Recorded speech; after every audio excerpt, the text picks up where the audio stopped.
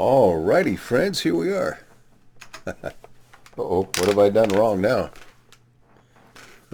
Nothing, I guess. I thought I'd lost my VR headset again, which would have been careless of me. So it's been quite a while since I've created a video. I'm sorry about that. I solved some health problems, but then I got kind of busy, and also I had some problems with the headset, some software issues, and I didn't really have the energy or the time to take a look at it. But today I sat down and spent an hour on it and figured out that it was just a stupid mistake I made when I changed the independent power block. Now, for some reason, I keep losing the signal here. Why is that? What's going on? Let's try this again.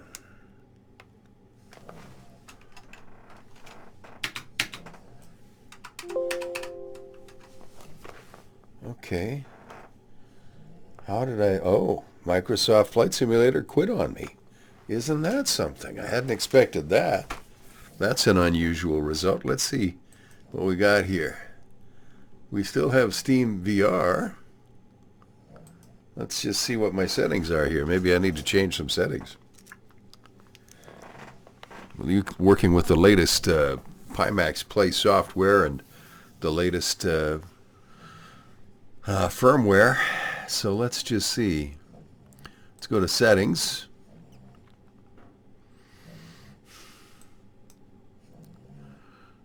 Play area. I don't know what. I'm just sitting down, so it shouldn't be a big deal. Video motion smoothing is off. We're playing at 90 hertz. Resolution per eye. Pretty good. Audio is fine. OpenXR.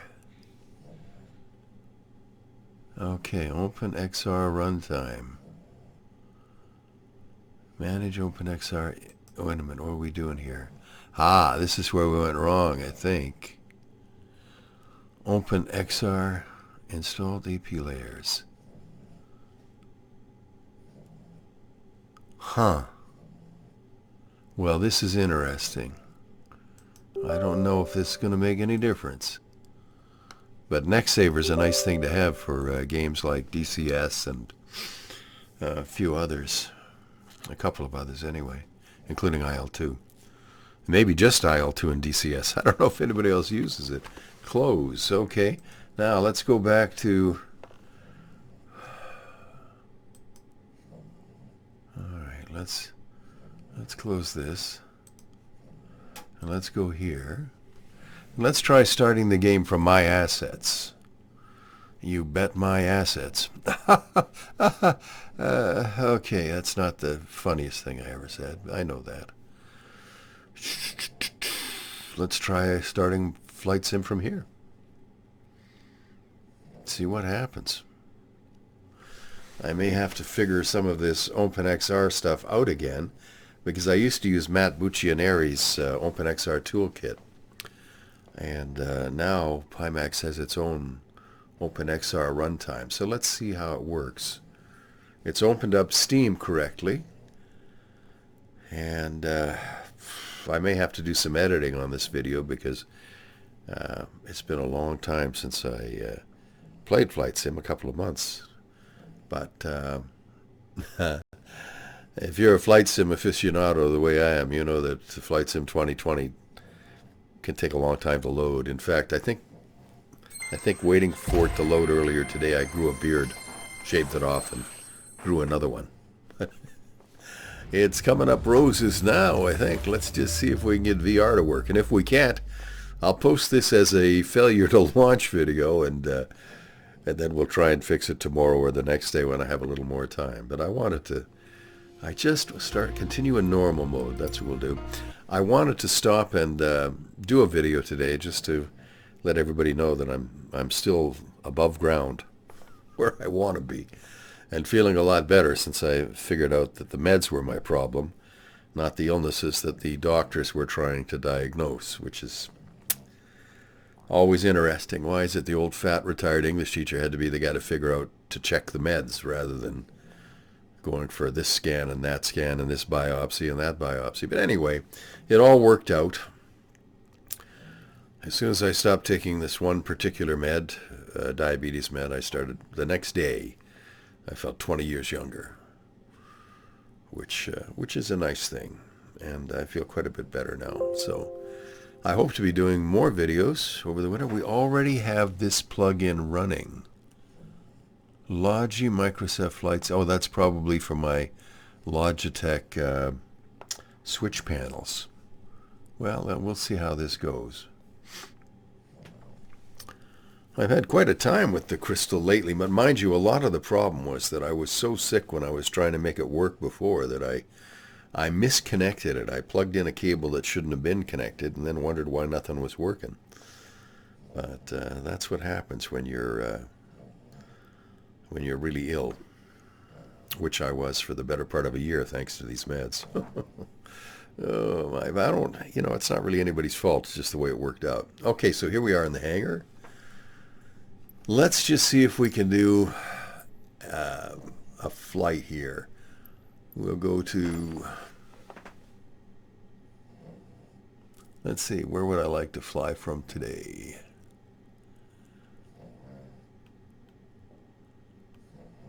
Tokyo? No, I don't think so. Sedona? Los Angeles? Probably not. Oh, let's go to Puerto Vallarta. Guess I'm gonna head there this winter for a couple of weeks. Actually, a little holiday in Spanish school. Gonna spend the mornings learning Spanish and the afternoons touring around Puerto Vallarta. So let's just set the time.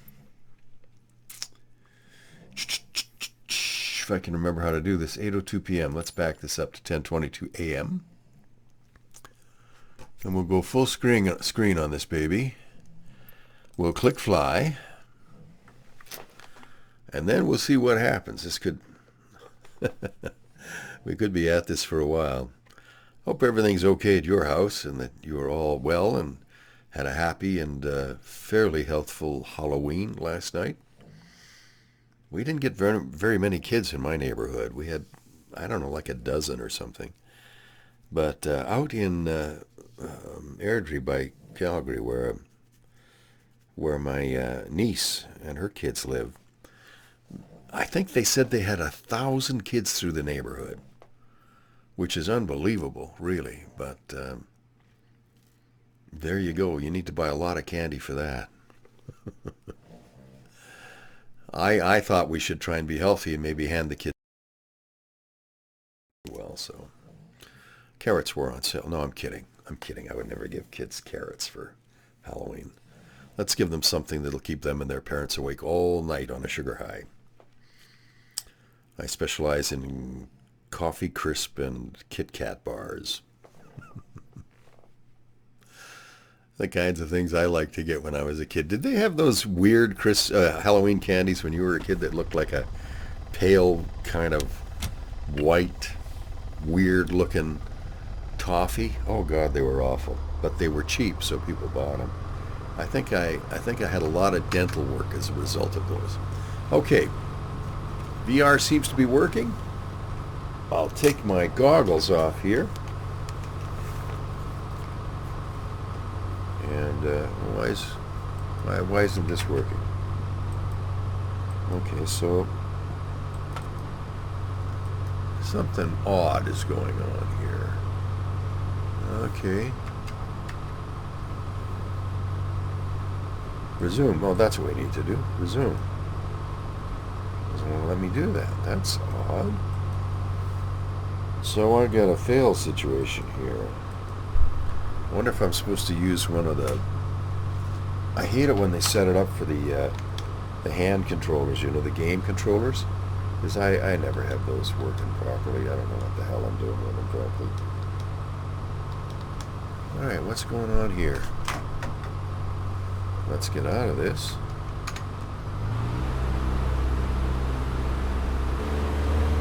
Okay, so now we're watching it like a movie. Let's put it back into VR and see what happens. Home, now exiting. Why am I going to the home screen? Okay, it looks like we got something going on here. There we are. Ha ha ha. I'm not as think as I stupid I was. All right, ready to fly. If I can convince this thing to go. There we go. Have I got a park brake on?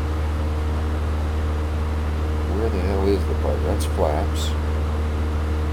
Oh, here it is. And we'll head down the runway in beautiful Puerto Vallarta.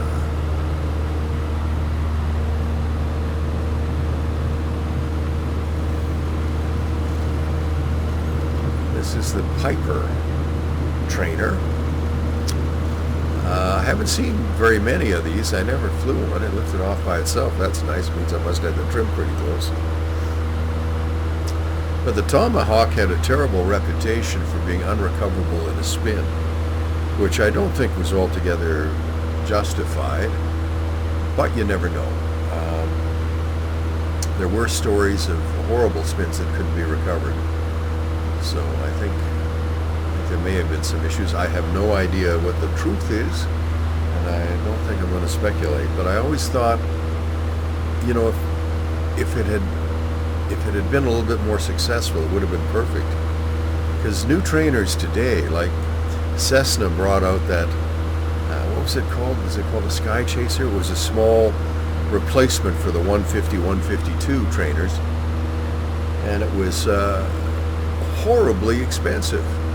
Not only that, but it still didn't carry much weight. One of the big problems with trainers is that modern people weigh more than people did in the 1940s, when a lot of those planes were certified. So the Cessna 150 can have full fuel and a couple of people in it who weigh about 160 pounds each, and that's it. So if you're a larger guy like me at 220, 230 pounds, and you've got a passenger, you pretty much have to be very careful with how much fuel you take. And so that's what I didn't like about, was it the Sky Chaser, the new Cessna? Incredibly expensive, and its useful load was still junk, basically garbage. So this is Puerto Vallarta. I've been studying Spanish on my own for about a year now, and making extremely slow progress. I don't remember that learning French was this difficult, but I'm older now, and I maybe it's just harder because I'm old. But I'm looking forward to going to my Spanish school. I take a lesson from this school online every week, once a week, live with an instructor, and he's very, very good and very funny and really kind and patient with an old fat man trying to learn another language at an advanced age. There, see, I got all my excuses out in advance. Alright, so let's fly parallel to the airport for a bit and take a look at Puerto Vallarta. I'm just going to throttle back a hair. I don't need to go a lot higher. I still love the way this sim looks. I think it's just astonishingly good in the Crystal. And my friend over at VR Sim Guy, he tells me that the Somnium is amazing too. I guess it's got a bigger field of view and even higher pixel density and so on. So the images are supposed to be remarkable. And then we have the next generation, the Super Crystal, coming up, the Pimax Super, which I hope will be released sometime before the end of 2024. Although, frankly, I'd rather they held it back than release it when it's not quite ready. Pimax released the Crystal just a hair too early, I think. I was one of the beta testers. And there were a lot of issues that needed to be worked out. I mean, I never had much trouble with it, but a lot of people did, and it turned out there were issues with video cards.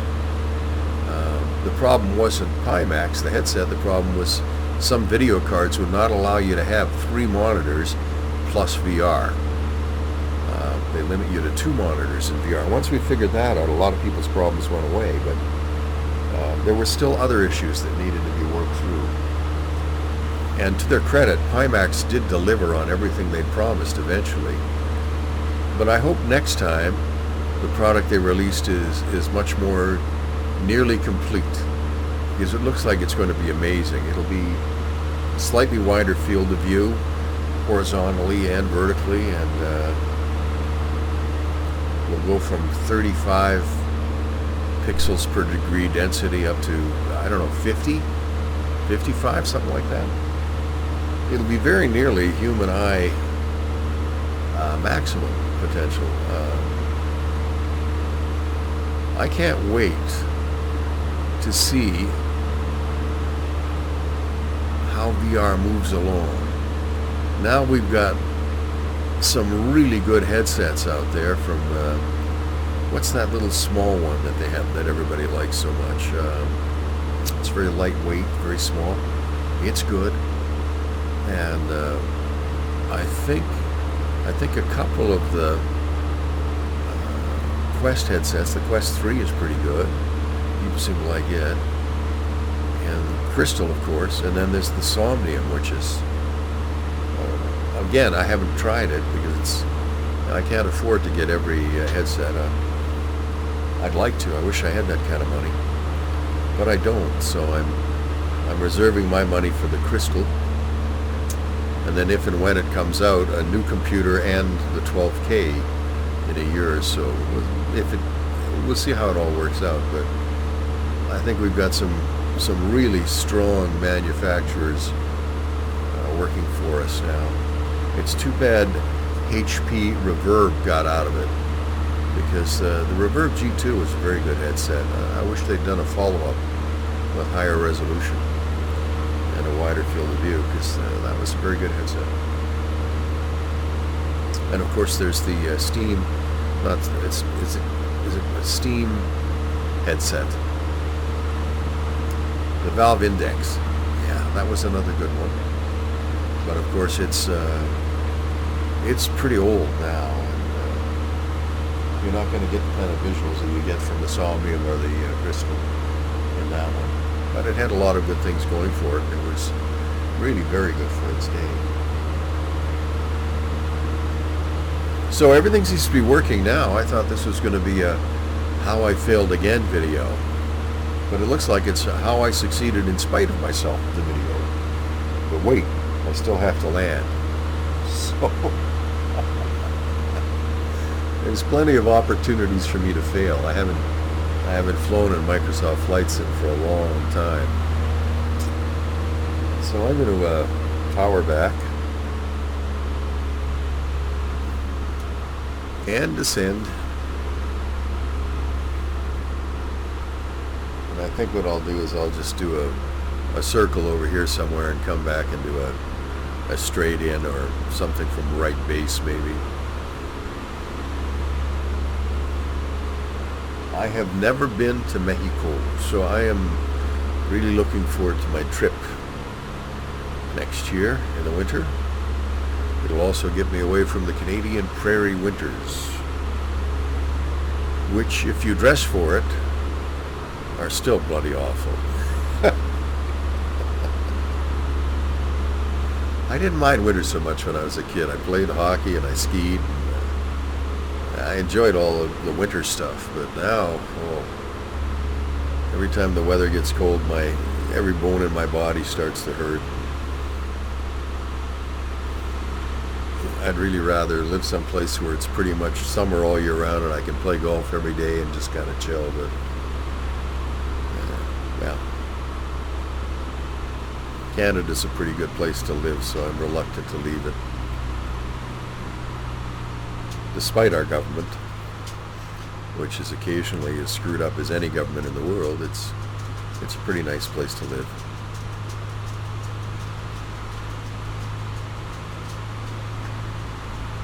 So I think we're set up pretty good here. We'll just keep coming around. I haven't got air traffic control turned on. There are a couple of new programs coming that will allow you to just talk to ATC through your microphone the way you would in a real airplane, which I think is so freaking awesome. That's where AI is going for us, right? Well, let's pull a notch of flaps on.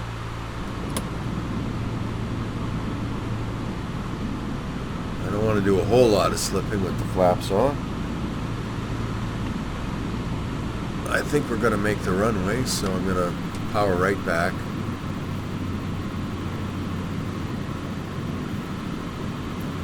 Got the mix pretty much full rich, I think, but if I have to go around, that'll be a good thing.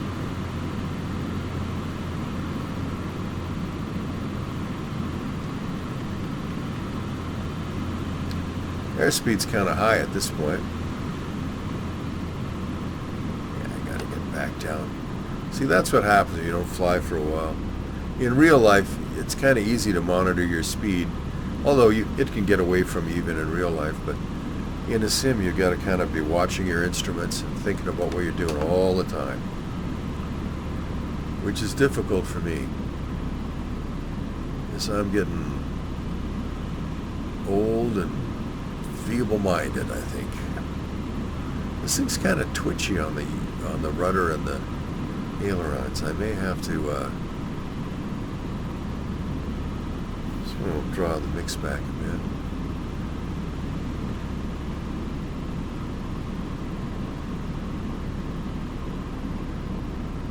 Just try and stay over the runway I can. I'm not, landing exactly on the center line is probably too much to hope for me, but let's see.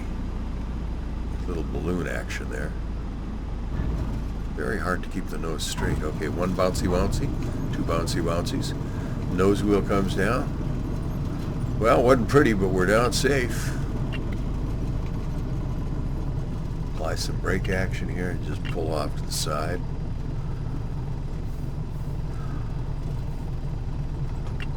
Okay, so here we are.